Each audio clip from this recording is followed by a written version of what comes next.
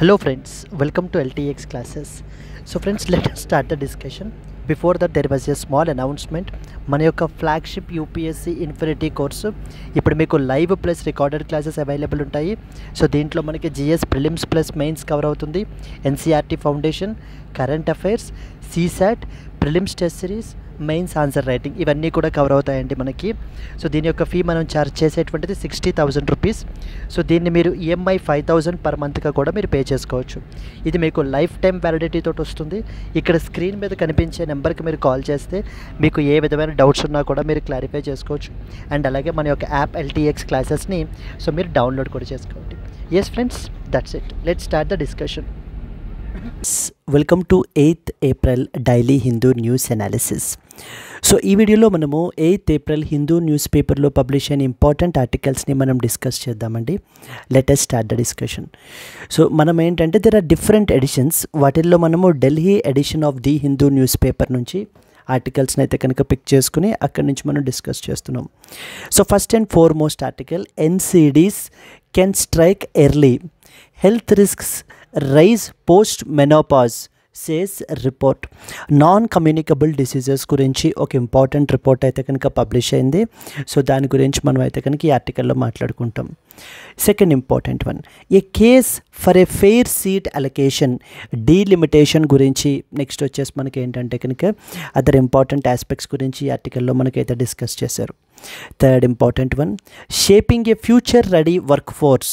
So the India's preparedness అంటూ మనకి ఏంటి అని అంటే కనుక ఆర్టికల్ అయితే కనుక పబ్లిష్ అయింది, which we will see here. Supreme Court of India and as well as Nepal recently signed the MOU. Judicial diplomacy గురించి మనం అయితే కనుక ఇక్కడ మాట్లాడుకోవడం జరుగుతుంది. Civil disputes are turning into criminal cases. Chief Justice of India says breakdown of rule of law in Uttar Pradesh. So ఉత్తరప్రదేశ్లో మనకి ఏంటంటే కనుక సివిల్ కేసెస్ అన్నిటినీ కూడా వాటికి క్రిమినల్ ఇదిని అటాచ్ చేసి క్రిమినల్ కేసెస్గా మనకి ఏంటి అంటే ఫైల్ చేయబడడం జరుగుతుంది. దాని గురించి ఇక్కడ we will discuss here. Philippines, United States of America launch the joint drills which are aimed at strategic deterrence. South China Seaలో చైనా యొక్క మనకి ఇన్ఫ్లుయెన్స్ని కంట్రోల్ చేయడం గురించి, కౌంటర్ చేయడం గురించి Philippines and United States of America మనకి జాయింట్ డ్రిల్స్ని కండక్ట్ చేస్తున్నాయండి. Next important one, China's unfair trade practices are behind the global turmoil says Piyush Goyal. This was the last article which we will see. So let us start the discussion and the first and foremost article, NCDs can strike early, health risks rise post menopause says report.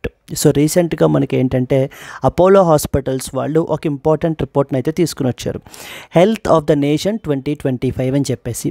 ఈ report ప్రకారంగా వీళ్ళు చెప్తున్నది ఏంటంటే కనుక non communicable diseases అనేటువంటివి మనకి it strikes early. For example obesity కానీ లేకపోతే ఓవర్ వెయిట్, ఫ్యాటీ లివర్, ఇవన్నీ కూడా మనకి ఈవెన్ తక్కువ ఏజ్ అప్పుడే కూడా మనకి ఏంటి అని అంటే కనుక ఎఫెక్ట్ అయ్యేటువంటి అవకాశాలు ఉన్నాయి అంటూ మనకి చెప్తూ, అండ్ అలాగే పోస్ట్ మెనోపాజ్ స్టేజ్లో అంటే మెనోపాజ్ స్టేజ్ అయిపోయిన తర్వాత ఉండేటువంటి హెల్త్ రిస్క్స్ కూడా పెరిగిపోతున్నాయి, ఆ రిస్క్ అయితే కనుక పెరుగుతోంది అంటూ కొన్ని ఇంపార్టెంట్ ఫైండింగ్స్ని అయితే కనుక మనకి చెప్పడం జరిగింది. సో దీనికి సంబంధించి ఏంటంటే డైరెక్ట్గా ఈ యొక్క ఫైండింగ్స్కి వెళ్ళిపోయే కంటే ముందు you are expected to know some basic important things అండి, బేర్ మినిమమ్ థింగ్స్ అనేటువంటివి తెలియాలి. ఓకేనా, ఏమేం తెలియాలంటే కనుక from the prelims perspective or other state level ఎగ్జామ్స్లో కూడా మనకి అడిగే అవకాశాలు అయితే కనుక ఉన్నాయి. హియర్ రీసెంట్గా మనకి ఏం రిపోర్ట్ తీసుకుని వచ్చారు, హెల్త్ ఆఫ్ ద నేషన్ 2025 అని చెప్పి రిపోర్ట్ తీసుకుని రావడం జరిగింది. ఎందుకు ఇప్పుడే తీసుకొచ్చారు, ఇప్పుడే ఎందుకు తీసుకొచ్చారంటే something called as World Health Day అనేటువంటిది రీసెంట్గా మనకైతే కనుక అబ్జర్వ్ చేయబడడం జరిగింది. ఎప్పుడండి వరల్డ్ హెల్త్ డే?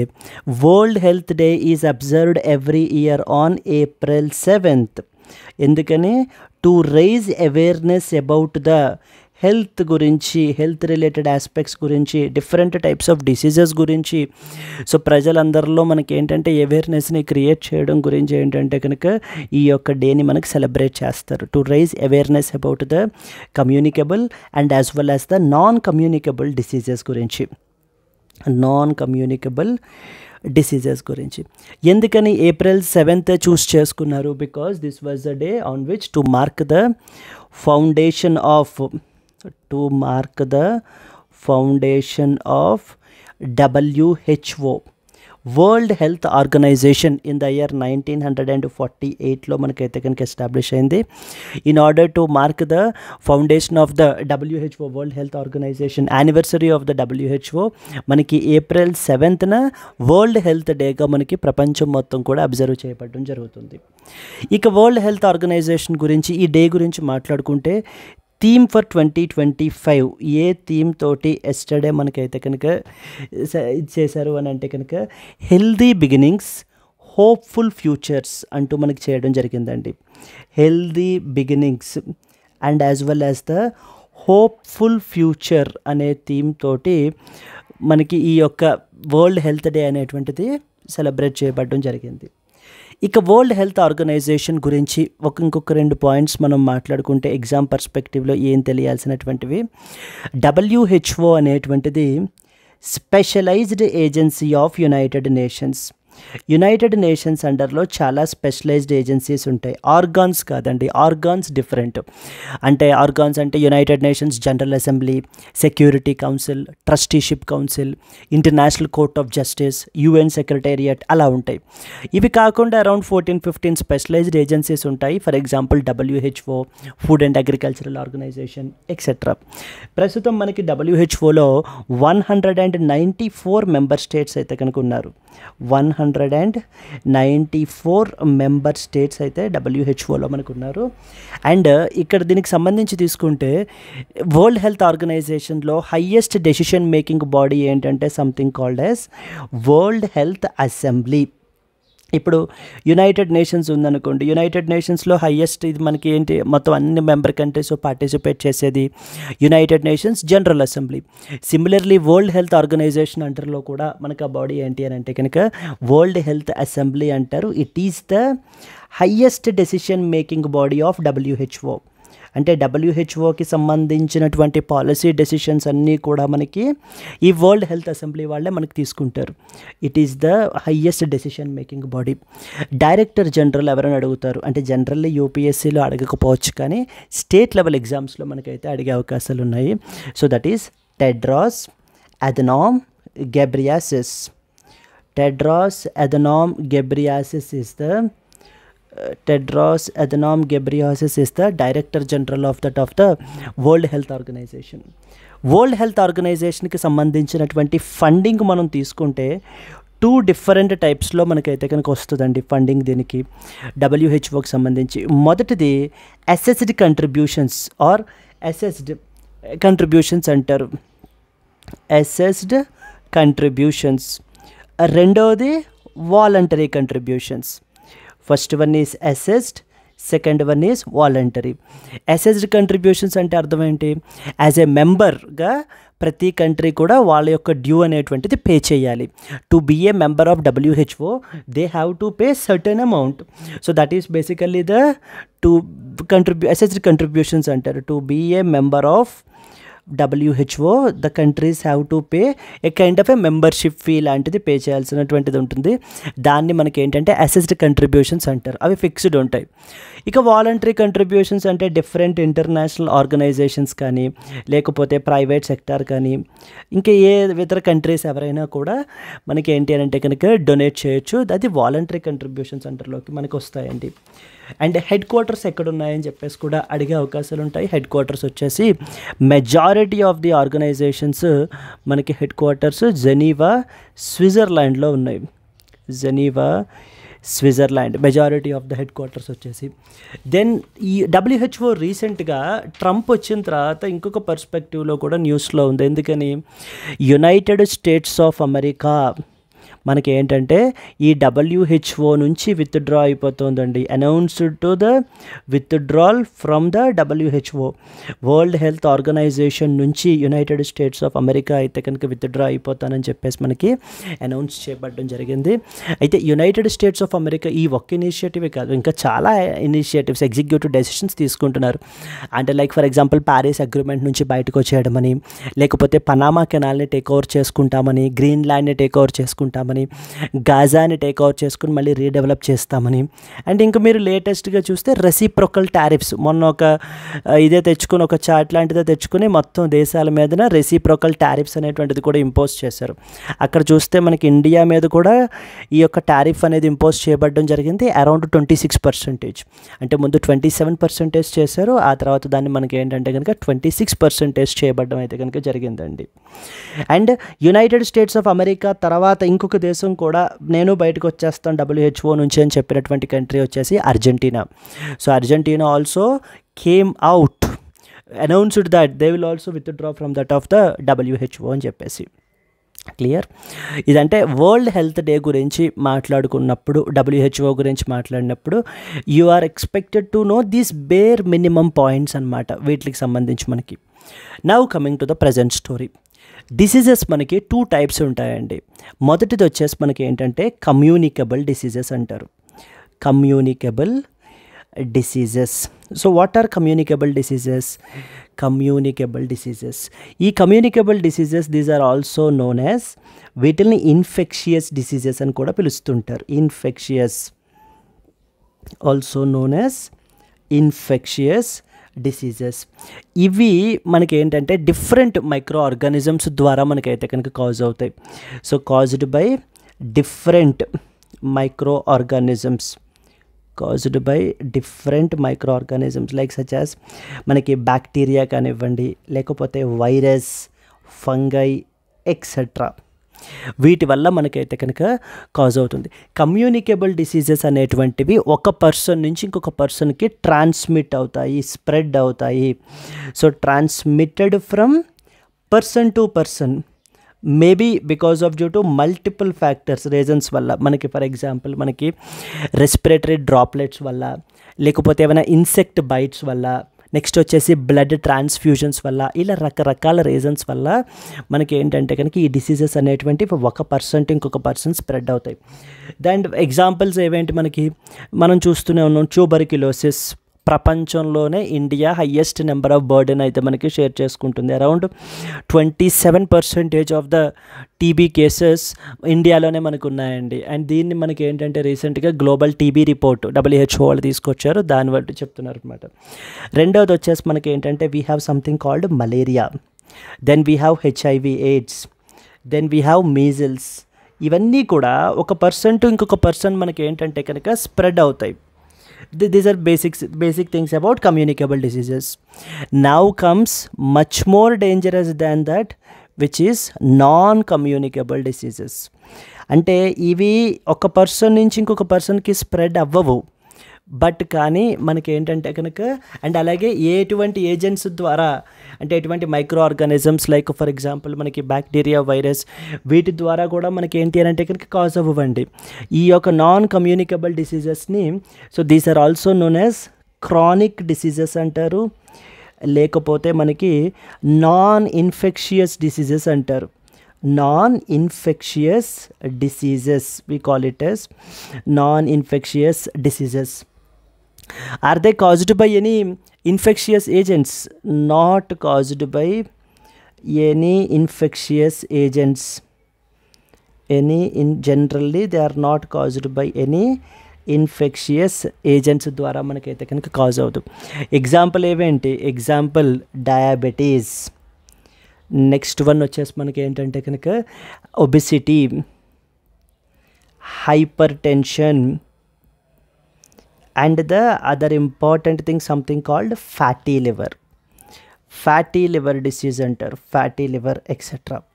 ఇవన్నీ కూడా మనకి ఏంటంటే డిఫరెంట్ ఫ్యాక్టర్స్ వల్ల, అంటే మన యొక్క లైఫ్ స్టైల్ వల్ల, మన యొక్క డైట్ వల్ల, దెన్ నెక్స్ట్ వచ్చేసి మన యొక్క ఫుడ్ హ్యాబిట్స్ వల్ల, వీటి వల్ల మనకి కాజ్ అయ్యేటువంటివి ఈ డిసీజెస్. మనకి diabetes, obesity, hyper tension, fatty liver etcetera. వీటిల్లో ఇంకా బాగా సీరియస్ అయినటువంటిది ఫ్యాటీ లివర్ డిసీజ్ అండి. ఈ కేసెస్ అనేటువంటివి చాలా విపరీతంగా పెరిగిపోతున్నాయి. ఫ్యాటీ లివర్ డిసీజ్ పేర్లోనే ఉంది కదా, ఫ్యాటీ లివర్ అంటే అర్థం ఏంటి? Accumulation of fat in the liver. So మన యొక్క లివర్లో ఈ యొక్క ఫ్యాట్ అనేటువంటిది అక్యుములేట్ అయిపోతుంది. సో జనరల్లీ ఇంతకు ముందు ఏంటంటే ఈ ఫ్యాటీ లివర్ డిసీజ్ అనేటువంటిది ఎవరైతే ఆల్కహాల్ ఎక్కువ విపరీతంగా కన్జ్యూమ్ చేస్తారో, మరి ఆల్కహాల్ ఈ షుగరీ కంటెంట్ కదా, ఆ షుగరీ కంటెంట్ ఆ ఫ్యాట్ అంతా కూడా మనకి లివర్లో డిపాజిట్ అయిపోయి ఫ్యాటీ లివర్ డిసీజ్ వచ్చేది అలాంటి వాళ్ళకి. బట్ ఈ రోజున మనకి ఏంటంటే ఒక కొత్త ట్రెండ్ మనకైతే కనుక మొదలైంది. That is what is non alcoholic fatty liver disease. అంటే ఇది ఆల్కహాల్ వల్ల మనకి ఇది అవ్వదు, ఈ ఫ్యాటీ లివర్ అనేటువంటిది కాజ్ అవ్వదు. మనం తీసుకునేటువంటి డైట్ వల్ల, మనం తీసుకునేటువంటి మన లైఫ్ స్టైల్ వల్ల, దీనివల్ల కాజ్ అయ్యేటువంటిదే non alcoholic fatty liver disease. రీసెంట్గా మనకి ఏంటంటే ఈ యొక్క అపోలో హాస్పిటల్స్ వాళ్ళు అరౌండ్ 2.5 lakh పీపుల్ని మనకి స్క్రీన్ చేశారండి. మోస్ట్లీ చిల్డ్రన్ స్క్రీన్ చేస్తే 85%, దాంట్లో 65% పీపుల్ హ్యావ్ ఫ్యాటీ లివర్. 65% మందికి ఏంటంటే కనుక ఈ యొక్క ఫ్యాటీ లివర్ ఉందట. దాంట్లో మళ్ళీ specifically around 85% non alcoholic fatty liver. అంటే వీళ్ళు ఎవరో ఆల్కహాల్ కన్జ్యూమ్ చేయరు, దానివల్ల రాలేదు వీళ్ళకి, వీళ్ళ యొక్క లైఫ్ స్టైల్ వల్ల మనకైతే కనుక వచ్చినటువంటిది ఈ యొక్క fatty liver, non alcoholic fatty liver అంటారు. సింప్లీ ఫ్యాటీ లివర్ డిసీజ్ మామూలుగా అయితే ప్రాబ్లం లేదా అంటే ఇన్ ద ఇనీషియల్లీ ప్రాబ్లం లేదని అనిపించవచ్చు, కానీ వన్స్ స్లోలీ అంటే అప్పుడు కూడా ఎటువంటి ప్రాపర్ డైట్ అది కూడా మెయింటైన్ చేయకుండా ఇదిగా ఉన్నట్లయితే అప్పుడు మనకి ఏమవుతుందంటే ఆ ఫ్యాటీ లివర్ అనేటువంటిది, నాన్ ఆల్కహాలిక్ ఫ్యాటీ లివర్ అనేటువంటిది మనకి ఏంటి అని అంటే కనుక సంథింగ్ కాల్డ్ యాజ్ అడ్వాన్స్డ్ డిసీజెస్కి స్ప్రెడ్ అయ్యేటువంటి ఇదయ్యేటువంటి అవకాశాలు ఉన్నాయి, advanced ones. Like for example called as non alcoholic steatohepatitis అంటారు. స్టీటోహెపటైటిస్, నాన్ ఆల్కహాలిక్ స్టీటోహెపటైటిస్, లేకపోతే మనకి ఏంటంటే cirrhosis, or even it may lead to liver క్యాన్సర్కి కూడా మనకి ఏంటి అని అంటే కనుక దారి తీసేటువంటి అవకాశాలు ఉన్నాయి. ఓకేనా? అంటే ఫ్యాటీ లివర్ అందరికీ ఈ రోజున ఉంటుంది, 85% ఆఫ్ ద కేసెస్ ఉంది కదా అని చెప్పేసి మనం ఏంటంటే నెగ్లెక్ట్ చేయడం వల్ల ఏమవుతుంది, it may lead to advanced diseases like non alcoholic steatohepatitis అంటారు, లేకపోతే మనకి ఏంటి అని అంటే కనుక so that is it may lead to even the liver cancer అండి. అందుకనే ఈ యొక్క నాన్ ఆల్కహాలిక్ ఫ్యాటీ లివర్ని కూడా మనకి ఏంటి అని అంటే కనుక its name has been referred to as something called as MASLD అని పిలుస్తారనమాట. MASLD అంటే అర్థం ఏంటంటే that is known as metabolic dysfunction. Metabolic dysfunction associated స్టీటోటిక్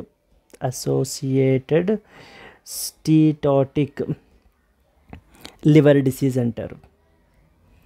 స్టీటోటిక్ liver disease, metabolic dysfunction associated steatotic liver disease అని చెప్పేసి మనకి ఏంటి అని అంటే కనుక MASLD అని కూడా మనకైతే ఈ రోజున non alcoholic fatty liver disease is called as MASLD అండి.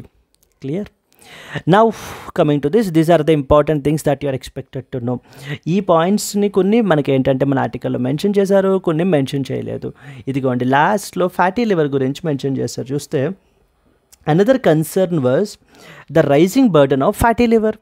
65% of the 2.5 lakh individuals screened had fatty liver.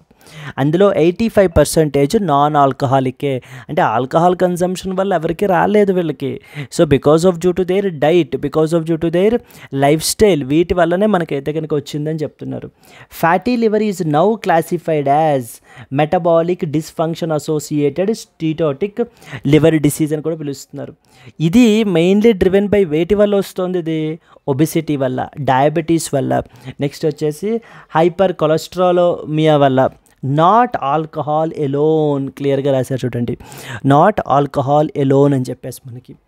అయితే ఈ రిపోర్ట్ చెప్తున్నది ఏంటంటే ఎర్లీ స్టేజెస్లోనే, అంటే చిల్డ్రన్ ఆర్ అడాలసెంట్ స్టేజ్లోనే నాన్ కమ్యూనికబుల్ డిసీజెస్ అనేటువంటివి మొదలైపోతున్నాయి. ఓవర్ వెయిట్ అవుతున్నారు, ఒబిసిటీ అయితే కనుక పెరుగుతోంది అంటూ మనకైతే కనుక చెప్పడం జరుగుతోంది. Clear? So let us read the important points now. I hope now you got some understanding over the communicable and non-communicable diseases. అందులో నాన్ కమ్యూనికబుల్ డిసీజెస్లో మనకి ఏమేమి ఉన్నాయి, ఎగ్జాంపుల్స్ ఏంటి అనేటువంటిది. సో రీసెంట్గా తీసుకొచ్చిన రిపోర్ట్ పేరేంటి, health of the nation 2025 report. ఎవరు పబ్లిష్ చేశారు, అపోలో హాస్పిటల్స్. జనరల్లీ మనకి ఏంటంటే అంత అవసరం లేదు, అంటే ఈ report health of the nation ఎవరు పబ్లిష్ చేశారు అనేది ఎప్పుడైనా వరల్డ్ హెల్త్ ఆర్గనైజేషన్ పబ్లిష్ చేస్తూ ఉంటుంది రిపోర్ట్. వాళ్ళు కూడా ఈ నాన్ కమ్యూనికబుల్ డిసీజెస్ గురించి they are a very serious concern అంటూనే మనకి ఏంటి అని అంటే కనుక ప్రొజెక్ట్ చేయడం జరిగిందండి. వాళ్ళు చెప్తున్న రిపోర్ట్ అయితే దాని ప్రకారంగా మనకి తీసుకుంటే ప్రపంచంలో ఈ యొక్క దేనివల్ల మనకి ఈ యొక్క వీటి వల్ల అంటే కమ్యూనికబుల్ డిసీజెస్ వల్ల 29% of the deaths are caused globally because of due to that of the మనకి కమ్యూనికబుల్ డిసీజెస్. ఇంకా 80% ఆఫ్ ద డెత్స్ మనకి ఏంటంటే నాన్ కమ్యూనికబుల్ డిసీజెస్ వల్ల మనకి ఏంటి అని అంటే కనుక కాజ్ అవుతున్నాయి అని వరల్డ్ హెల్త్ ఆర్గనైజేషన్ రిపోర్ట్ చెప్పడం జరిగింది. World Health Organisation itself have highlighted that 80% of the deaths globally in the low and middle income countries are caused by that of the non-communicable diseases అంటూ మనకి చెప్పడం జరిగింది. yes, highlights the early onset of non-communicable diseases and their increased risk among particularly women post-menopause. So the menopause stage అయిపోయిన తర్వాత మనకి ఏంటంటే post menopause స్టేజ్లో అంటే మెన్స్ట్రల్ పీరియడ్ సైకిల్ అనేటువంటిది కంప్లీట్లీ ఆగిపోతుంది. ఇంకా ఆ తర్వాత ఈ యొక్క ఒబెసిటీ కానీ హైపర్ టెన్షన్ కానీ వీటి యొక్క రిస్క్స్ అనేటువంటివి ఇంకా ఎక్కువ అయిపోతున్నాయి అంటూ మనకి రిపోర్ట్ అయితే రీసెంట్గా వరల్డ్ హెల్త్ డే అని మనకి పబ్లిష్ చేశారండి వీళ్ళు. there is an urgent need for a preventive health strategies అంటూ మనకి వీళ్ళు పిలవడం జరుగుతుంది. నాన్ కమ్యూనికబుల్ డిసీజెస్ ఏవేంటి, diabetes, obesity, hypertension and mainly fatty liver. they may begin as early as childhood or adolescence. So చిల్డ్రన్గా ఉన్నప్పుడు లేకపోతే అడాల్సెంట్గా ఉన్నప్పుడే మనకి ఏంటంటే కనుక ఎన్సిడీస్ అనేటువంటివి స్టార్ట్ అయిపోతున్నాయి. అయితే రీసెంట్గా మన యొక్క వీళ్ళు అపోలో షైన్ వాళ్ళు ఏంటంటే 2.85 lakh స్టూడెంట్స్ని మనకి స్క్రీనింగ్ అనేటువంటిది చేశారు.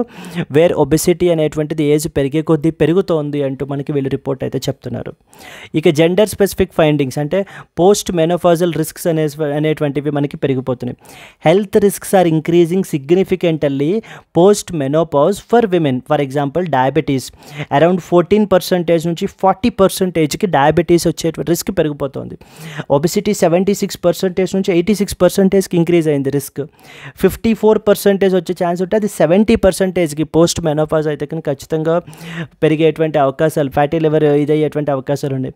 సో 15% నుంచి 40% హైపర్ టెన్షన్కి మనకి ఏంటి అంటే గురవుతున్నారు అంటూ మనకి గురయ్యే అవకాశాలు చాలా ఎక్కువ ఉన్నాయంటూ రిపోర్ట్ చెప్తున్నారండి.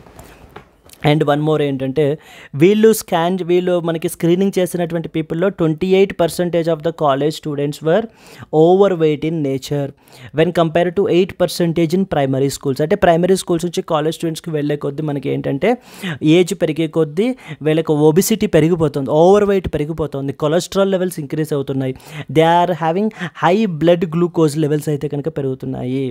ఒకవేళ వీటిని ఇలాగే వదిలేస్తే they may become a major health burden in the adulthood అని ఒక వార్నింగ్ కూడా మనకి రిపోర్ట్ అయితే ఇవ్వడం జరుగుతుంది. సో దెన్ ఏం చేయాలంటున్నారు వీళ్ళు ఫైనల్లీ. సో ఏం చేయాలి అంటే కనుక బ్యాలెన్స్డ్ డైట్ అనేటువంటిది ఉండాలి. సో ఫిజికల్ ఎక్సర్సైజ్ అనేటువంటిది ఉండాలి. Physical exercise, balanced diet and sugary and as well as salt కంటెంట్ని యాజ్ మచ్ యాజ్ పాసిబుల్ మనం ఏంటంటే తగ్గించాలి. క్లియర్ అండి.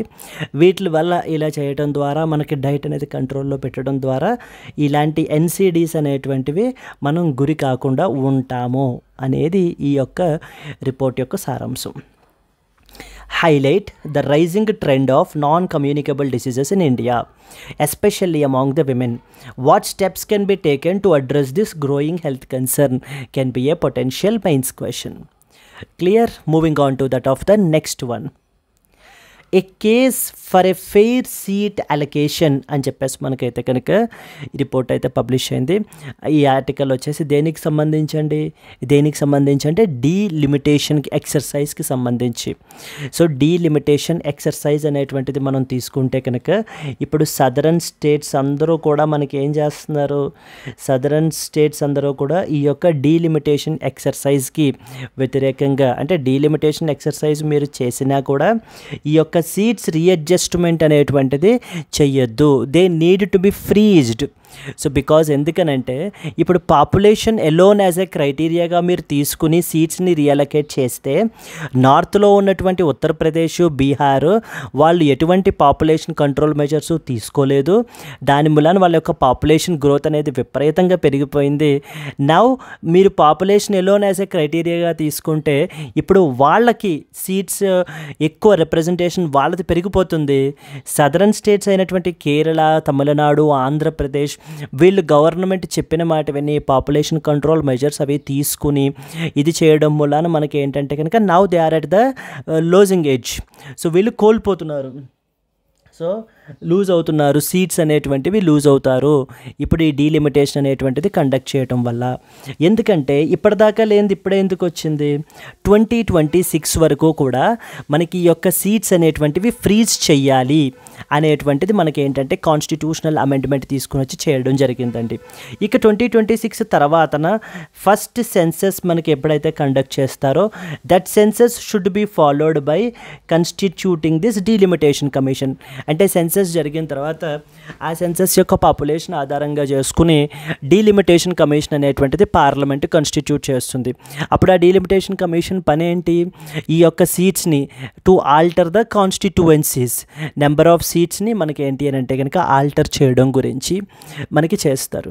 ఇక్కడ మనకి ఏంటంటే కనుక there need to be a fair seat allocation అనేటువంటిది ఉండాలి.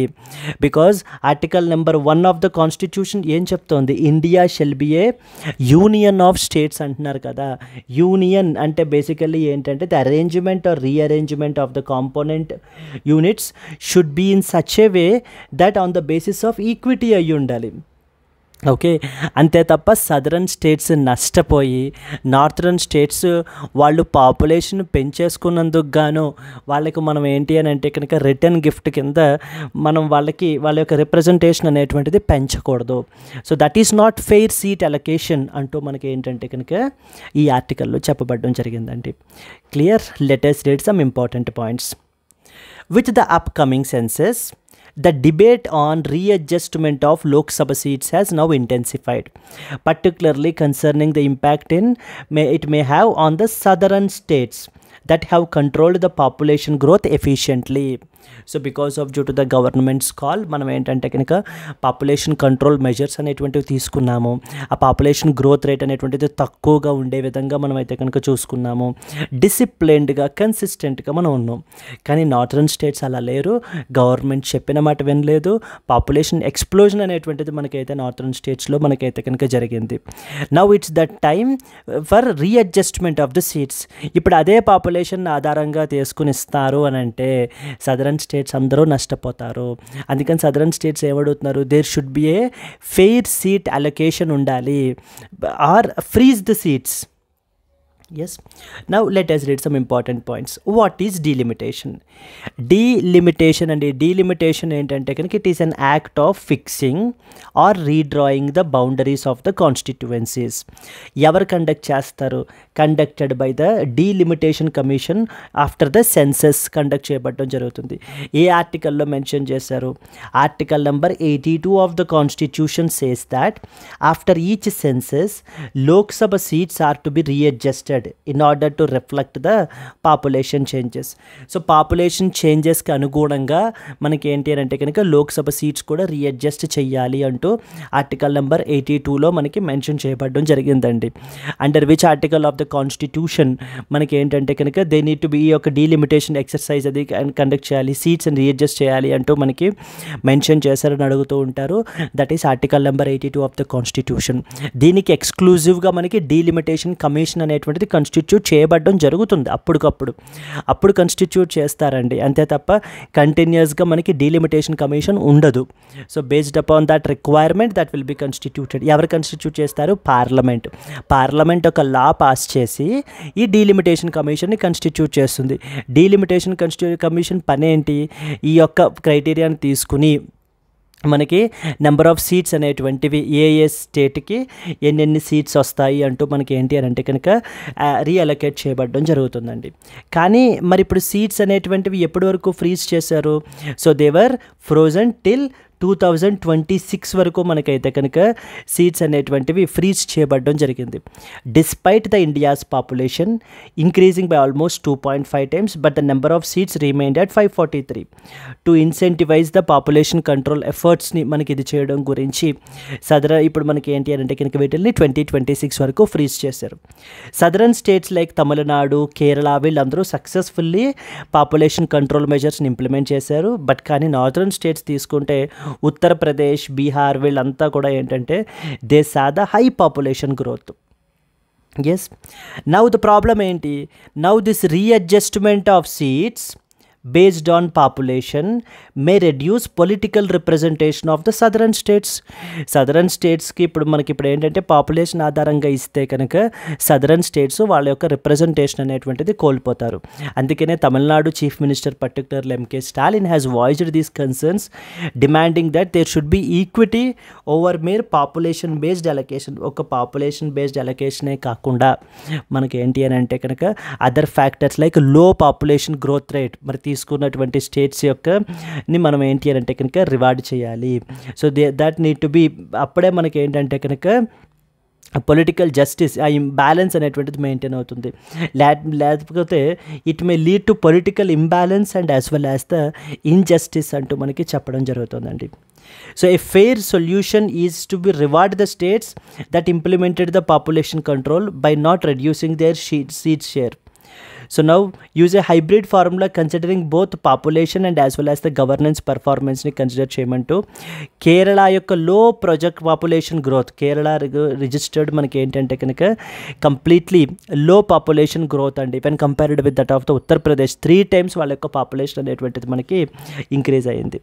సో ఆర్టికల్ నెంబర్ 1 మనకి ఏంటి? It describes India as a union of states. So thereby implying equitable treatment of all regions అనేటువంటిది, అందరి యొక్క రిప్రజెంటేషన్ అనేటువంటిది మనకి ఏంటి అని అంటే కనుక ఈక్విటబుల్గా ఉండాలి అంటూ మనకి ఈ యొక్క ఆర్టికల్ మనకి చెప్తున్నారండి. Discuss the challenges and as well as implications of Lok Sabha seat readjustment in light of population growth disparities among the Indian states. Suggest a balanced approach can be a potential mains question manaki. Moving on to the next article. Yes అండి, moving on to the next article. Shaping A future ready work force అంటూ మనకి article publish అయింది. ఎందుకంటే రీసెంట్గా కొన్ని important reports మనకి publish అయ్యాయి. And one such report ఏంటంటే వరల్డ్ ఎకనామిక్ ఫోరం వాళ్ళు ఫ్యూచర్ ఆఫ్ జాబ్స్ రిపోర్ట్ 2025 అని పబ్లిష్ చేశారండి. సో ఇది స్ట్రైట్ అవే మనకి ప్రిలిమ్స్లో కూడా అడిగే అవకాశాలు అయితే కనుక ఉన్నాయి. So that is future of jobs report 2025 మనకి ఏంటంటే కనుక ఎవరు పబ్లిష్ చేశారు అని చెప్పేసి అక్కడ మనకి ఆప్షన్స్లో world bank, world economic forum, international monetary fund, next వచ్చేసి అంక్టాడ్ లేకపోతే ఇంటర్నేషనల్ లేబర్ ఆర్గనైజేషన్ ఇలా అడుగుతూ ఉంటారు. ఇక్కడ మనకి ఏంటంటే future of the jobs report 2025 అనేది వరల్డ్ ఎకనామిక్ ఫోరం పబ్లిష్ అయింది. And the second important report ఏంటంటే something called world future skills index అని చెప్పేసి, ఇది మనకి ఏంటంటే QS వాళ్ళు పబ్లిష్ చేశారు. QS world future skills index అని చెప్పేసి వీళ్ళు మనకి ఏంటంటే కనుక they have provided some important findings about our India's work force and hour preparedness for the future అనేటువంటి దాన్ని మనకైతే కనుక చెప్తూ ఒక రోడ్ మ్యాప్ని అయితే కనుక ఆఫర్ చేస్తున్నారండి. ఏ విధంగా government and as well as universities ఈ యొక్క ఛాలెంజెస్ని అడ్రస్ చేయాలి so that we will have a future ready work force అంటూ మనకి చెప్తున్నారు. ఇప్పుడు వెళ్ళే కొద్దీ దెర్ ఆర్ డిఫరెంట్ చేంజెస్ అనేటువంటివి జరగచ్చు. And one such major change ఏంటంటే టెక్నాలజికల్ అడ్వాన్స్మెంట్స్ అనేటువంటివి జరుగుతున్నాయి. పర్టికులర్లీ చూస్తే artificial intelligence is one such example. AI ఈ రోజున చూస్తే ప్రతి ప్రతి సెక్టార్ని మనకి ఏంటి అని అంటే కనుక ఇంపాక్ట్ చేస్తోందండి. So every sector is being impacted because of due to the artificial intelligence కానివ్వండి, లేకపోతే big data, machine learning, cyber security, ఇలా కొత్త మనకి ఏంటంటే కనుక ఫీల్డ్స్ అనేటువంటివి ఎమర్జ్ అవుతున్నాయి.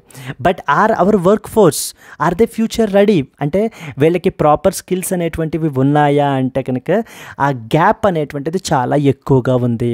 సో వీళ్ళు నేర్చుకుంటున్నటువంటి కరికులం కానీ, లేకపోతే కనుక అట్ ప్రజెంట్ ఫ్యూచర్ ఉండేటువంటి డిమాండ్ కానీ, ఆ గ్యాప్ అనేటువంటి స్కిల్ షార్టేజ్ అనేటువంటి చాలా ఎక్కువగా ఉంది. దాన్ని మనము బ్రిడ్జ్ చేయాలి అంటున్నారు ఆథర్ ఇక్కడ మనకి. So that need to be bridged. సో దీనికి మనకి ఏంటి అని అంటే కనుక రకరకాల యాక్టివిటీస్ని మనకి ఏంటి అని అంటే కనుక సజెస్ట్ చేస్తున్నారు. So and at the same time apart from these skills, soft skills అనేటువంటివి కూడా పెరగాలి. ఫర్ ఎగ్జాంపుల్ ఎమోషనల్ ఇంటెలిజెన్స్ కానీ, leadership qualities into the professional development programmes తోటి వీటిని కూడా మనకి ఇంటిగ్రేట్ చేయాలి అనేది అనదర్ ఇంపార్టెంట్ థింగ్ మనకి ఈ రిపోర్ట్ కోట్ చేస్తున్నటువంటిదండి.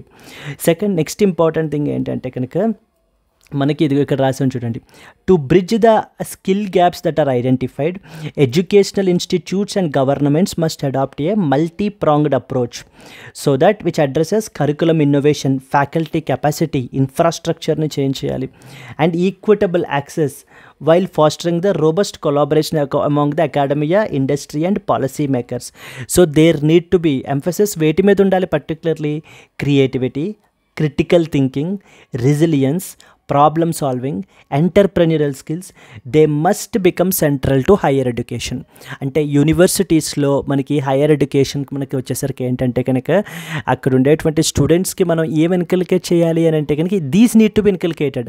ఆ ఎంటర్ప్రెన్యూరల్ స్కిల్స్ అనేటువంటిది మనం బిల్డ్ చేయాలి. ఆ క్రిటికల్ థింకింగ్ అనేటువంటిది మనం ఏంటి అని అంటే కనుక స్ట్రెంగ్తన్ చేయాలి, క్రియేటివిటీ పెంచాలి. దీని ద్వారానే we will make our countries work force they to be future ready work force అంటూ మనకి ఇక్కడ ఆధార్ మనకైతే మాట్లాడటం జరుగుతుందండి. మెయిన్లీ ఇంపార్టెంట్ థింగ్స్ అయితే కనుక ఇవి from this article that you are expected to know about.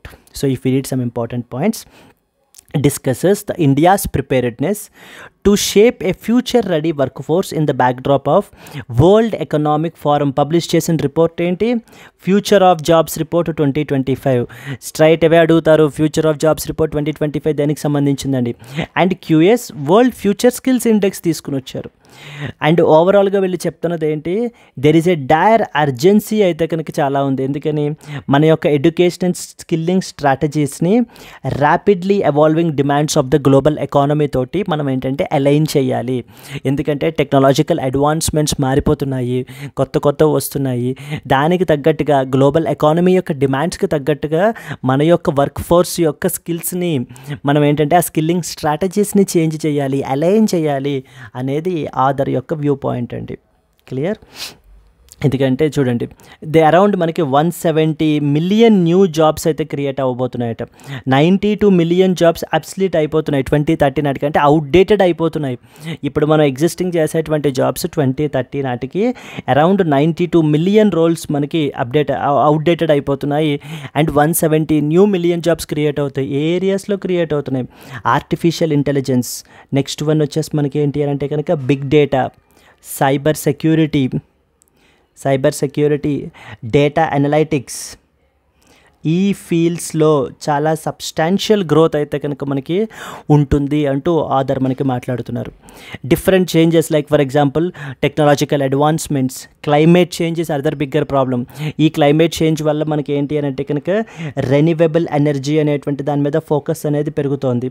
మరి ఎప్పుడైతే రెన్యూవబుల్ ఎనర్జీ మీద ఫోకస్ పెరుగుతుందో రెన్యూవబుల్ ఎనర్జీ టెక్నాలజీస్ పెరగడానికి రీసెర్చ్ అనేటువంటిది జరుగుతుంది. సో మనకి ఏమవుతుంది ఇక్కడ? Renewable energy technologies and develop చేయడం గురించి వర్క్ ఫోర్స్ కావాలి. రెన్యూవబుల్ ఎనర్జీ కెపాసిటీని పెంచాలంటే ఇన్స్టాల్ చేయడం గురించి మ్యాన్ పవర్ కావాలి. ఇవన్నీ ఫ్యూచర్ స్కిల్సే కదా కావాల్సినటువంటివి. సో వీటి మీద ఫోకస్ చేయాలి. Emerging jobs demand by big data specialists, artificial intelligence engineers etcetera. వీళ్ళు మనకి ఏంటంటే కనుక క్రూషియల్ డిమాండ్ అయితే కనుక ఉంది. కాబట్టి మన వర్క్ ఫోర్స్ని దీనికి తగ్గట్టుగా అలైన్ చేయాలి అనేది ఆధార్ యొక్క మెయిన్ పాయింట్. వాటితో పాటే analytical thinking, technological literacy, emotional intelligence అనేది కూడా మనం ఏంటి అని అంటే కనుక కాన్సన్ట్రేట్ చేయాలి. క్లియర్ అండి? Then the next important thing మనకి ఏంటంటే కనుక రీసెర్చ్ అండ్ డెవలప్మెంట్లో మనం చాలా తక్కువ ఇన్వెస్ట్మెంట్స్ అనేటువంటివి మనం చేస్తున్నాం. In fact compared with other countries like United States of America కానీ, చైనా కానీ, ఇలాంటి దేశాలతో ఇజ్రాయెల్ కానీ, సౌత్ కొరియా, ఈ దేశాలతో కంపేర్ చేస్తే మనము చాలా తక్కువ అండి. R&D అరౌండ్ మనకి ఎంత అంటే 0.75% ఎంతో ఉంటుంది ఇంచుమించుగా, అంతే. వాళ్ళు మాత్రం 3% of their GDP, 2.5% of their GDP R&D మీద ఇన్వెస్ట్ చేస్తూ ఉంటారు. మనకి ఎప్పుడైతే లిమిటెడ్ ఇన్వెస్ట్మెంట్స్ ఉంటాయో రీసెర్చ్ అండ్ డెవలప్మెంట్ మీద, competitiveness in the sectors like renewable energy, climate innovations అనేటువంటివి మనకి తగ్గిపోతాయి. సో ఏం చేయాలంటున్నారు, curriculum need to be updated and the skill integration అనేటువంటిది మనకైతే చేయాలి. సాఫ్ట్ స్కిల్స్ అనేటువంటివి మనం హయ్యర్ ఎడ్యుకేషన్లో ఇంటిగ్రేట్ చేయాలి. Then at the same time second one వచ్చేసి innovation and as well as కొలాబరేషన్ని మనం అయితే కనుక పెంచాలి. Third one is urban rural divide ఇష్యూని మనకి ఏంటి అంటే గ్యాప్ ఏదైతే ఉందో దాన్ని మనకి అడ్రస్ చేయాలి. Along with that institutional reforms and faculty reforms, faculty development and as well as institutional reforms అనేటువంటిది మనకి క్యారీ అవుట్ చేయాలి. వీటన్నిటికీ కూడా గవర్నమెంట్ ఏంటంటే so through it should act as a ఫెసిలిటేటర్గా మనకైతే కనుక యాక్ట్ చేస్తూ ఫ్యూచర్ రెడీ వర్క్ ఫోర్స్ని తయారు చేయాలి అనేది ఓవరాల్ ఆర్టికల్ యొక్క మెయిన్ సారాంశం అండి. Clear? Moving on to that of the next important article. Supreme Courts of India and as well as Nepal recently signed the MOU. So the Memorandum of Understanding recently mane oka Supreme Court of India. Supreme Court of India is basically the highest constitutional court and in our country. Highest constitutional court in our country. Highest constitutional court. And alage final court of appeal as well. Final court of appeal as well మనకి. And then we have the మనకి ఏంటి అని అంటే కనుక protector of fundamental rights as well. Protector of the fundamental rights, ఇవన్నీ కూడా మన యొక్క సుప్రీం కోర్ట్ ఆఫ్ ఇండియా యొక్క క్యారెక్టరిస్టిక్స్ కదా. సుప్రీం కోర్ట్ ఆఫ్ ఇండియా గురించి ఇవన్నీ చాలా ఇంపార్టెంట్. ఎందుకని మళ్ళీ కొలీజియం సిస్టమ్ న్యూస్లోకి వస్తుంది, నేషనల్ జ్యుడిషియల్ అపాయింట్మెంట్స్ కమిషన్ మళ్ళీ తీసుకురావాలా అని చెప్పి గొడవలు జరుగుతున్నాయి. ఎందుకని ఇదంతా కూడా మన యొక్క జడ్జ్, ఢిల్లీ హైకోర్టు జడ్జ్ వల్ల మనకి ఏంటంటే కనుక మళ్ళీ ఆ ట్రస్ట్ ఇష్యూస్ అనేటువంటివి వస్తున్నాయండి. ట్రాన్స్పరెన్సీ మీద ఒక మార్క్ అనేటువంటిది పడుతోంది. క్లియర్? సో ఇవన్నీ కూడా హయ్యెస్ట్ కాన్స్టిట్యూషనల్ కోర్ట్ అంటారు, it is a final court of appeal అంటారు, ప్రొటెక్టర్ ఆఫ్ ఫండమెంటల్ రైట్స్ అంటారు. ఇప్పుడు సుప్రీం కోర్టు చెప్పినటువంటిది మిగతా కోర్ట్స్ అన్నిటి మీద బైండింగ్గా కాదా? సుప్రీం కోర్టు ఏదైనా ఒక జడ్జిమెంట్ చెప్తే, ఏదైనా ఒక డెసిషన్ తీసుకుంటే is it binding on lower courts or not? Question mark. Is it binding అంటే ఖచ్చితంగా కిందన కోర్ట్స్ చెయ్యాలా? ఎస్ అండి. Whatever the Supreme Court says, the decisions which are rendered by supreme Court, law declared by supreme court is binding on lower courts. ఏ article number? Article number 141 of the constitution. And ఇంకొక article ఉంటుంది, అది మొన్న ప్రిలిమ్స్లో అడిగారు, that is article number 142 of the constitution. చాలా very wide power ఉంటుందండి article number 142 of the constitution use చేసి. Supreme court can pass any judgment, can pass any judgment. దేనికి మనకి? To do complete justice. To do complete justice, ఒకళ్ళకి complete justice చెయ్యాలి అని అంటే supreme court కనుక అలా ఫీల్ అయితే కనుక ఎటువంటి లాస్ని అంటే ప్రిస్క్రైబ్ చేయాల్సినటువంటి బియాండ్ ద లాస్ మనకైతే కనుక వెళ్ళి మనకి డెసిషన్ అనేటువంటిది తీసుకోవచ్చు under article number 142 of the constitution. Very very very powerful article అండి, article 142 of the constitution, where supreme court has very wide power అనమాట. అండ్ ఆర్టికల్ నెంబర్ 141 ఏం చెప్తుంది? Law declared by supreme court is binding on all the courts, on all the lower courts అని చెప్పేసి మనకైతే కనుక చెప్తుంది 141. So ఈ 141, 142 కూడా మీకు ప్రిలిమ్స్ పర్స్పెక్టివ్స్లో అడుగుతూ ఉంటారు. లాస్ట్ టైం ఆల్రెడీ 142 గురించి మనకైతే కనుక అడిగారు. So that's the reason I thought to mention here. Then at the same time ఇంకేం తెలియాలంటే ఇక్కడ రీసెంట్గా మనకి India and as well as Nepal యొక్క సుప్రీం కోర్ట్స్ MOU అయితే కనుక మనకి సైన్ చేసుకున్నారు. సో దేని గురించి? So for the purpose of judicial cooperation గురించి మనకైతే కనుక చేసుకోవడం అయితే కనుక జరిగిందండి మనకి. So let us read some important points. India and as well as Nepal's Supreme Court recently signed a MOU to enhance the judicial cooperation, to further strengthen the bilateral ties and promote the learning between the two constitutional democracies. So this was a representational image మనకి. Moving forward మనకి ఏంటంటే కనుక ఈ యొక్క MoU యొక్క main objective ఏంటి అని అంటే కనుక judicial cooperation, to have a judicial cooperation and judicial డిప్లొమసీని మనకి ఏంటి అని అంటే కనుక స్ట్రెంగ్తన్ చేయడం గురించి అయితే కనుక చేసుకోవడం జరిగింది. ఇది మనకి వేర్ ఇప్పుడు బోత్ ద కోర్ట్స్ మనకి ఏం చేస్తాయి, they will share the and adapt best practices in the legal interpretation and as well as the court management. Yes, so this is what is the main important things that you are expected to know about maniki. Moving on to that of the next important article maniki, judicial diplomacy can be a effective tool in strengthening the bilateral relations.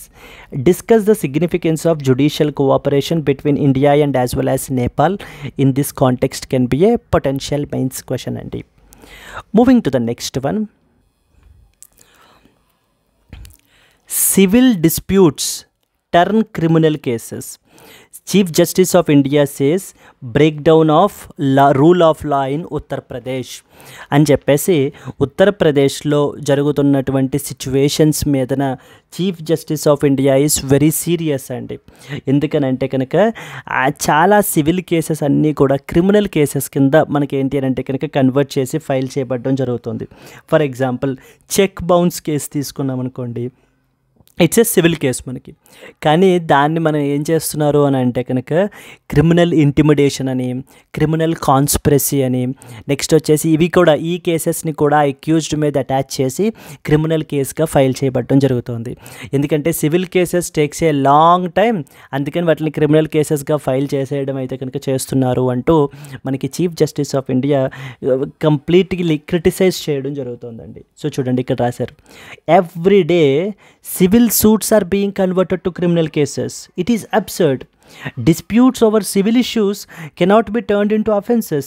There is a complete breakdown of rule of law in Uttar Pradesh అంటూ మనకి అయితే కనుక ఉత్తరప్రదేశ్లో ఉండేటువంటి సిచ్యువేషన్ని మనకి ఇది చేయబడడం జరుగుతుంది. So for example there are 2 people who were charged with that of the మనకి చెక్ బౌన్స్ కేసు. వాళ్ళ మీద చెక్ బౌన్స్ కేసు అనేది ఏంటి, civil case. So Debu Singh and as well as Deepak Singh మీద మనకి ఏంటి అని అంటే కనుక ఒక చెక్ బౌన్స్ కేసు అయితే కనుక ఉందండి. The duo faced a cheque bounce case, had suddenly found themselves charge sheeted for criminal offences like breach of trust, criminal intimidation, criminal conspiracy. So వీటితోటి మనకి ఏంటి అని అంటే కనుక ఛార్జ్ చేసినట్టుగా వీళ్ళకైతే కనుక సో తెలియడం జరిగింది. అంటే వీళ్ళ మీదన ఈ యొక్క అఫెన్సెస్ తోటి ఛార్జ్ షీట్ అనేటువంటిది మనకి ఫైల్ అయింది. సో పోలీస్ మనకి ఏంటంటే ఈ అఫెన్సెస్ పెట్టి వీళ్ళ మీద ఛార్జ్ షీట్ అనేటువంటిది ఫైల్ చేశారు. క్లియర్. సో చూస్తే there council said the registration of criminal cases was employed to reach a speedy resolution as civil disputes taking a long time. Civil disputes అనేటువంటివి మనకి ఏంటి అంటే సెటిల్ అవ్వడానికి చాలా టైం పడుతుందని చెప్పేసి వాటిని మనకి ఏం చేస్తున్నారంటే ఈ యొక్క స్పీడీ రెజల్యూషన్ అవ్వడం గురించి క్రిమినల్ కేసెస్ అటాచ్ చేసేస్తున్నారు వాళ్ళ పేర్ల మీద, వాళ్ళ మీద మనకి. Yes, so this is really problematic అంటూ మనకైతే కనుక చీఫ్ జస్టిస్ ఆఫ్ ఇండియా మనకి చెప్పడం జరుగుతుంది. So chief justice of India Sanjiv Khanna raised the concerns over frequent conversion of civil cases into criminal cases in Uttar Pradesh, calling it a complete breakdown of rule of law in the state అంటూ మనకైతే కనుక చెప్తున్నారు. Yes, ఇందాక మనం రాసుకున్న పాయింట్స్నే మనకి ఇక్కడ mention చేశారు. So they are being converted into criminal cases అని. ఈ యొక్క ఇద్దరు వ్యక్తులు ఎవరైతే ఉన్నారో వాళ్ళ మీద చెక్ బౌన్స్ కేసు ఉంటే కనుక దాని మీద ఏంటంటే breach of trust, intimidation, criminal conspiracy, ఈ యొక్క క్రిమినల్ ఛార్జెస్ అనేటువంటివి వాళ్ళ మీద మనకి ఏంటి అంటే లేవీ చేయబడడం జరిగిందండి.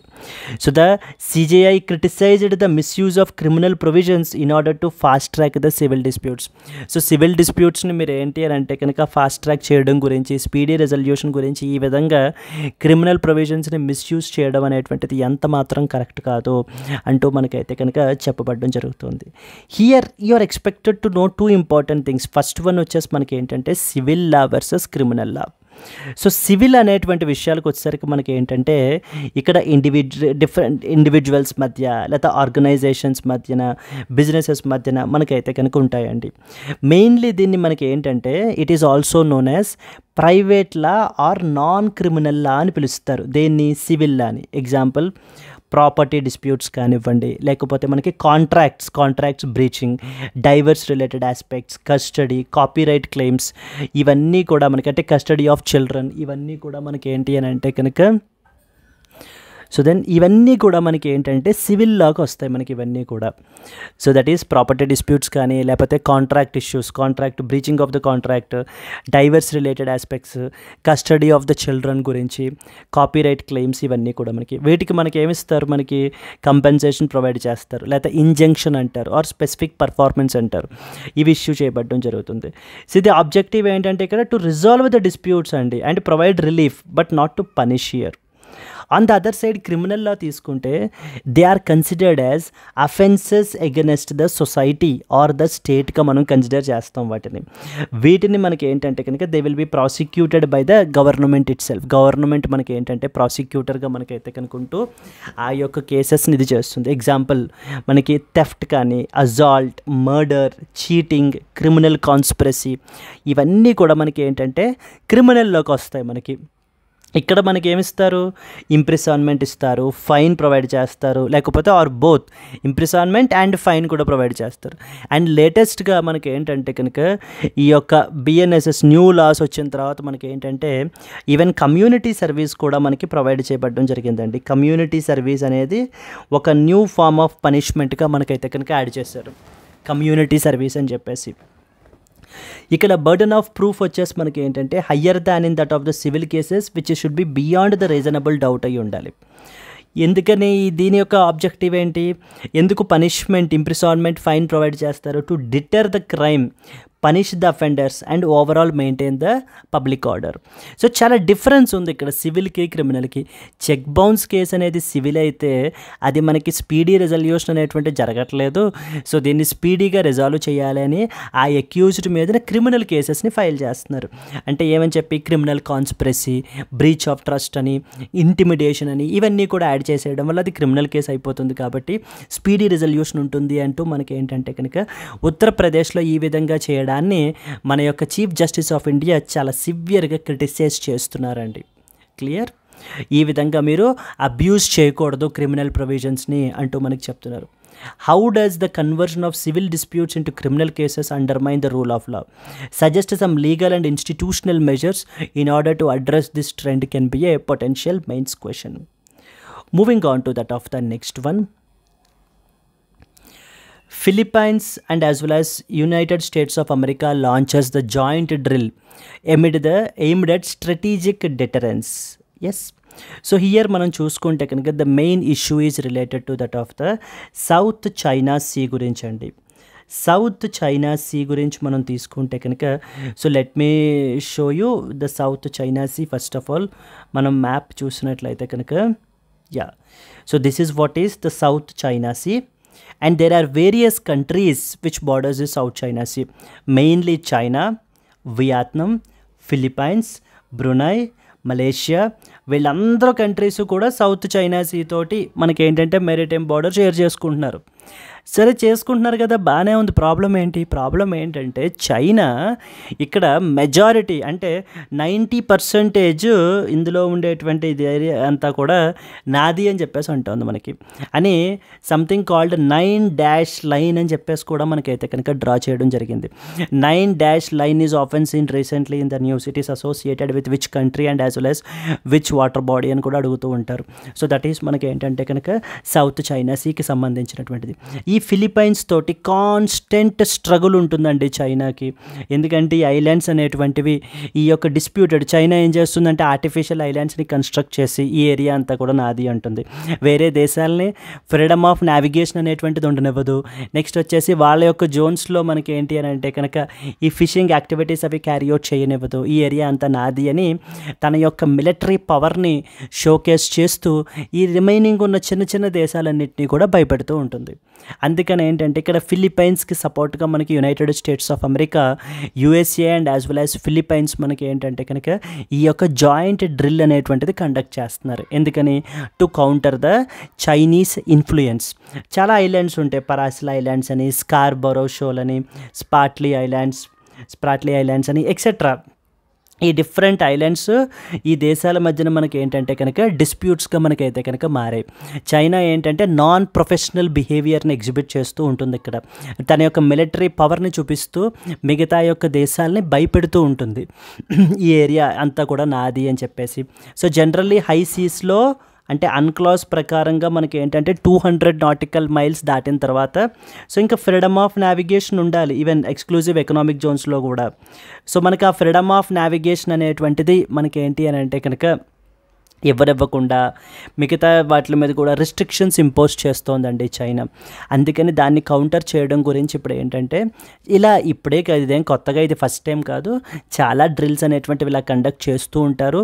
ఈవెన్ ఇండియా కూడా మనం ఏంటంటే ఫిలిప్పైన్స్కి అదికి సపోర్ట్గా మనం ఏంటంటే కనుక చైనాకి ఎగనెస్ట్గా మనం ప్రొటెస్ట్ కూడా మనం కూడా క్యారీ అవుట్ చేస్తూ ఉంటాం. ఎందుకంటే సౌత్ చైనా సీలో ఫ్రీడమ్ ఆఫ్ నావిగేషన్ అనేటువంటిది ఉండాలి. And China rules based order మీద ముందుకెళ్ళాలి తప్ప ఇలా ఈ విధంగా యూనిలాటరల్గా తన యొక్క పవర్ని, తన యొక్క muscle and as well as military పవర్ని చూపించకూడదు అంటూ మనం ఏంటంటే సో చాలాసార్లు మనం కూడా క్రిటిసైజ్ చేయడం జరిగిందండి. So the Philippines and as well as United States of America have recently commenced the joint Air Force drills in order to boost the strategic deterrence and enhance the operational coordination amid the rising tensions in the South China Sea. ఎందుకని military వాళ్ళ యొక్క military రెడీనెస్ని enhance చేయడం గురించి exercise carry out చేస్తున్నారు. And ఫర్దర్గా USA and as well as Philippine forces మధ్యన ఆపరబిలిటీని పెంచడం గురించి మనకి ఈ డ్రిల్స్ అనేటువంటిది మనకి కండక్ట్ చేయబడడం జరుగుతుంది. అండ్ రానున్న రోజుల్లో మనకి ఫ్యూచర్లో కూడా పెద్ద పెద్ద ఎక్సర్సైజెస్ని కూడా కండక్ట్ చేస్తాము అంటూ వీళ్ళైతే కనుక ప్లాన్ చేస్తున్నారండి. Here you are expected to know some important points about South China Sea. South China Sea అనేటువంటి that is part of the marginal sea of the western Pacific Ocean అండి, ఇన్ ద సౌత్ ఈస్ట్ ఏషియాలో మనకి. And ఈ యొక్క see మనం తీసుకుంటే కనుక countries వచ్చేసి చైనా, నెక్స్ట్ వచ్చేసి Taiwan, Philippines, Malaysia, Brunei and as well as the Vietnam. ఈ దేశాలన్నీ కూడా మనకి ఏంటంటే కనుక bounded by and different islands. For example Paracel Islands, Spratly Islands, Scarborough Shoal ఇలా అడుగుతుంటారు. Scarborough Shoal is often seen recently in the news. ఇది a particular water బాడీకి సంబంధించినటువంటిది అని చెప్పేసి మనకు అడుగుతూ ఉంటారు మనకి. అండ్ ఈ సౌత్ చైనా సీ అనేది ఒక వెరీ ఇంపార్టెంట్, స్ట్రాటజికల్లీ చాలా ఇంపార్టెంట్. ఎందుకంటే చైనా ఎందుకు ఇంత క్లెయిమ్ చేస్తోంది ఇదంతా నాది అని చెప్పేసి, ఇక్కడ oil and as well as gas reserves ఉన్నాయి మనకి. నెక్స్ట్ వచ్చేసి ఏంటంటే ట్రేడ్ పర్స్పెక్టివ్లో కూడా ఈ సౌత్ చైనా సీ అనేది ఒక స్ట్రాటజిక్ లింక్ లాంటిది అనమాట మనకి. ఇది ఒక మెరిటైమ్ లింక్ ఇది, which connects Indian Ocean and as well as Pacific Ocean via the Strait of Malacca. And UNCTAD వాళ్ళు మనకి ఏంటంటే రీసెంట్గా వాళ్ళు చెప్తున్న రిపోర్ట్ ప్రకారంగా ఏంటంటే around 1/3 of the global shipping మనకి ఏంటంటే ఈ సీ ద్వారా మనకైతే కనుక పాస్ అవుతుందండి. And world's maritime biodiversity, 1/3 of the diversity, and it is rich in fisheries, crucial for regional food security. మరి ఇన్ని బెనిఫిట్స్ ఉన్నందుకు మనకి ఏంటంటే and it host vast oil and as well as gas reserves అయితే కనుక మనకు ఉన్నాయి. And energy transportation to countries like USA, Japan and South Korea అంత ఇంపార్టెంట్ అనమాట ఈ రీజియన్. అందుకని చైనా మనకి ఏంటంటే కనుక రూల్స్ బేస్డ్ ఆర్డర్ ద్వారా కాకుండా అన్క్లాజ్ చెప్పినటువంటి, అన్క్లాజ్ అంటారు, అన్క్లాజ్. What is UNCLOS? అన్క్లాజ్ అంటే United Nations Convention on Law of the Sea అంటారు. United Nations Convention on Law of the Sea అండి. సో ఇది మనకి ఏంటంటే డిఫరెంట్ జోన్స్గా మనకి తీసుకుని వచ్చారు. లైక్ ఫర్ ఎగ్జాంపుల్ మనకి ఎక్స్క్లూజివ్ ఎకనామిక్ జోన్ అంటారు. నెక్స్ట్ వచ్చేసి మనకి ఏంటంటే కనుక హై సీస్ అంటారు. ఇలా డిఫరెంట్ కేటగిరీస్ చేశారనమాట అన్క్లాజ్ వాళ్ళు. బట్ ఆ రూల్స్ని మనకి ఫాలో అవ్వకుండా చైనా ఏం చేస్తుందంటే ఈ ఏరియా అంతా నాది అంటూ తను ఏంటంటే క్లెయిమ్ చేస్తూ చిన్న చిన్న దేశాలు ఎవరైనా ఇలాంటి ఫిషింగ్ యాక్టివిటీస్ అవి చేస్తూ ఉంటే వాళ్ళని భయపెట్టి వెనక్కి పంపించేస్తూ ఉంటుంది.